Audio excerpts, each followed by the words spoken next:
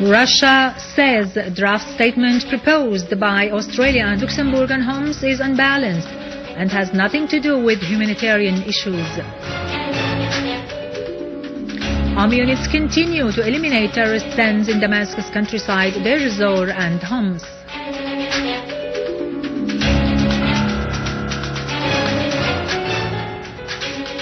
Iraqi forces carry out large-scale operations near borders with Syria to foil al-Qaeda's plans.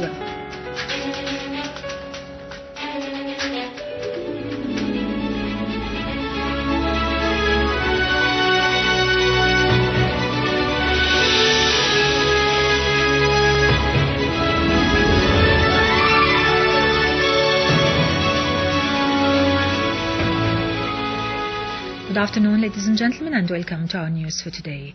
The Russian mission at the UN said that the draft statement proposed by Australia and Luxembourg to the UN Security Council regarding the situation in Homs is unbalanced and based on double standards. Itar-TASS news agency quoted the mission as saying that Russia regrets that its proposals for amending the statement have been utterly ignored. The mission stressed that Russia regrets that its specific proposals regarding the draft statement for the press proposed by Australia and Luxembourg were utterly ignored. Moreover, the text circulated is even more imbalanced. It is based on double standards and has nothing to do with humanitarian issues. The UN Security Council failed to reach a consensus on the draft statement. Russia demanded amending the statement to become more balanced and to include a reference to Nibul and al-Zahra towns where inhabitants are besieged due to the terrorist acts of al-Nusra and other armed terrorist groups linked to al-Qaeda.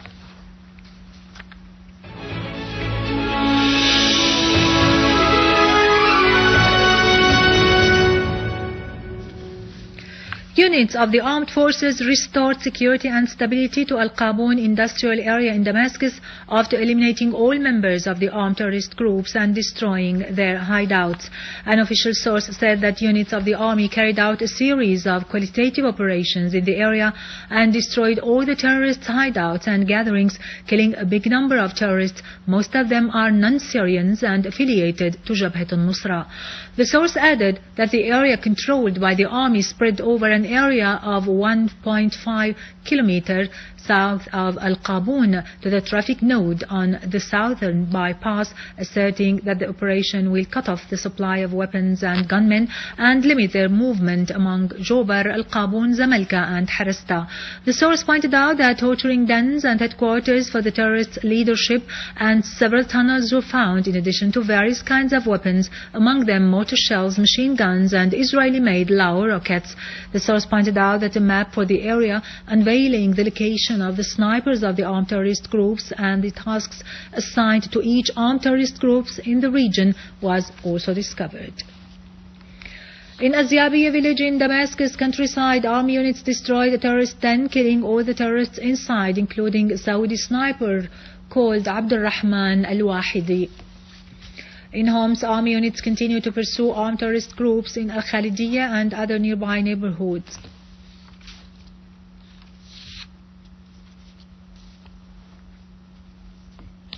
In Deir ez-Zor, army units inflicted heavy losses on terrorists in Al-Ummal and Al-Ahwiq neighborhoods.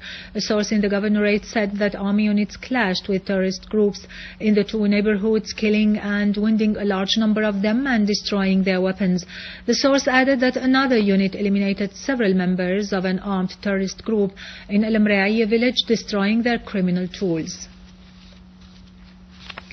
An army unit destroyed dens for al-Nusra front, inflicting heavy losses upon the terrorists in Al-Ghab area in Hama countryside. An official source said that several terrorists were killed and their weapons were destroyed in the villages of Tal Ahwash and the bridge of Beit al-Ras in Al-Ghab. The source went on to say that another army unit foiled a terrorist attempt to detonate 3 explosive devices planted near Tibat al-Imam Hilfaya axes weighing between 25 to 30 kilograms. A number of terrorists were killed and others wounded as a result of the huge explosion that took place in a terrorist den in the city of Jassim, Daraa countryside. A military source said that the explosion took place in the house of terrorist Hussam Ibrahim Saadi, pointing out that the house was used to make explosive devices. The source added that 10 terrorists were killed and several others wounded as a result of the blast, referring that the scores of explosive devices and landmines were found in the house. Iraqi forces launched a large-scale operation to foil the so-called Baghdad battle plan, which was put by Al-Qaeda organization and al-Nusra front. Iraqi forces also destroyed desert camps and tunnels dug to smuggle weapons to Syrian territories.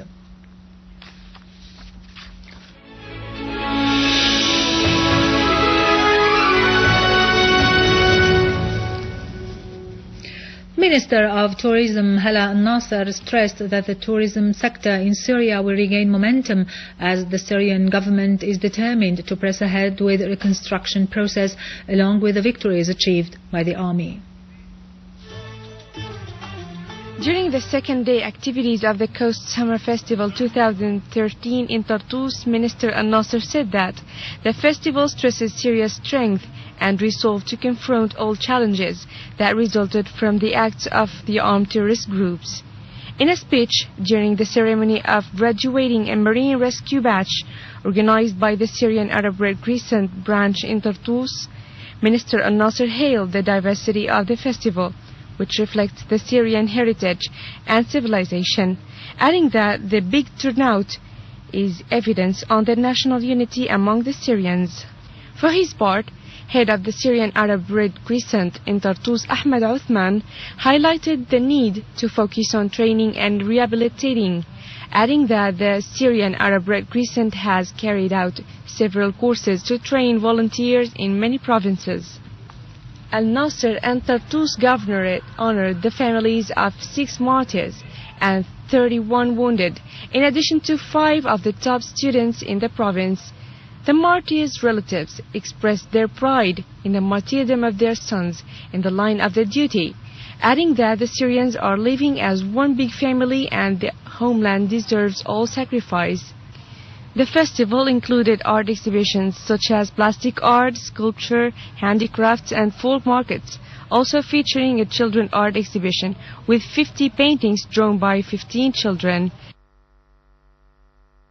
With this, we end our news for today. Thank you for watching. For more details about Syria and the region and to view this bulletin again, you can always visit our website in English, syriaonline.sy. The government steps to control cooling prices and latest business and market news with Nariman Qassam after a short break.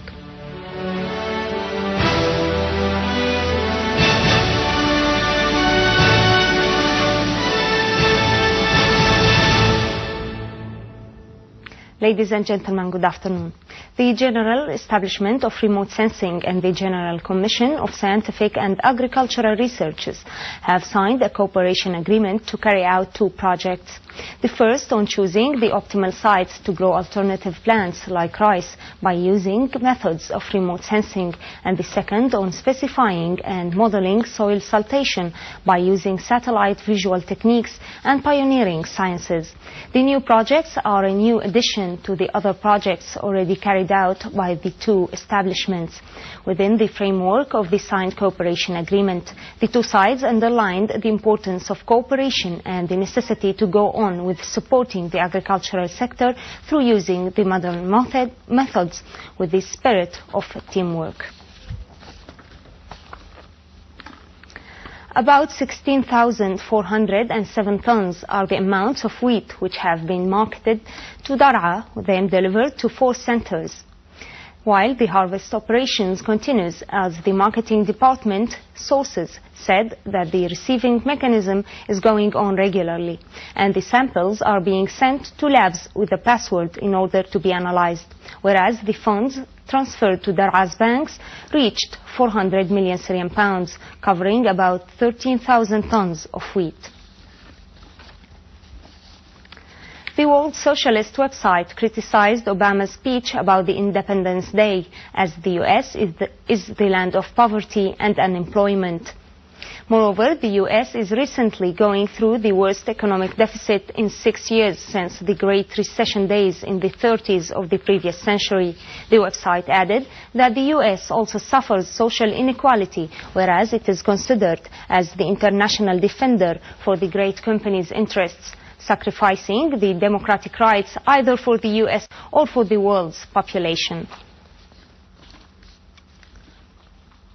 Cypriot authorities will start an investigation to identify the reasons behind the economic deficit, which led the country to seek a harsh international bailout. The investigation deals with the financial transfers to Greece from Laiki Bank, which was dissolved, in addition to cheatingly cancelling the debts during the shares selling, as Laiki Bank and the Bank of Cyprus have both purchased bonds of the Greek treasury.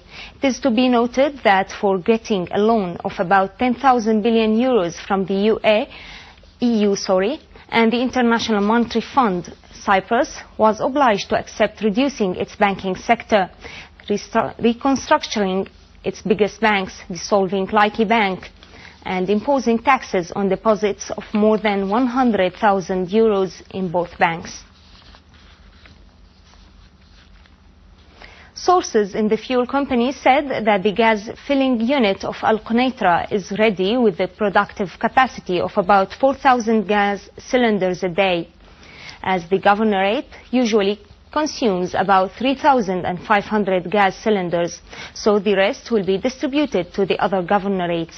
The manager stressed that the gasoline is available in stations, while the overcrowding is caused by rumors concerning raising the material price, which is not real, noting that providing the citizens' demands of diesel will be finished during the coming 20 days. Oil ended its weekly dealings up, registering its biggest weekly increase in a year, as it was supported by the intensifying tension in Egypt, in addition to the U.S. economic statements, which were better than expected.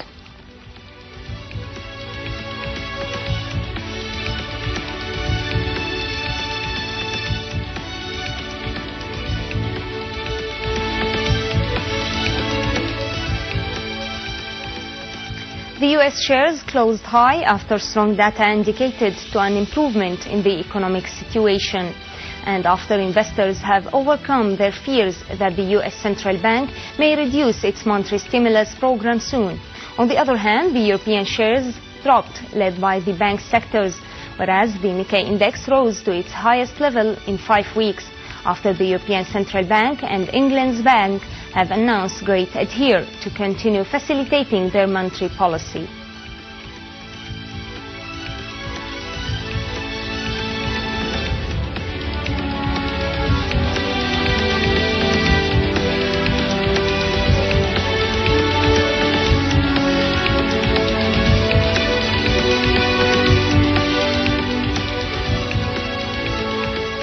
And now over to the exchange rates according to the bulletin of the Central Bank of Syria.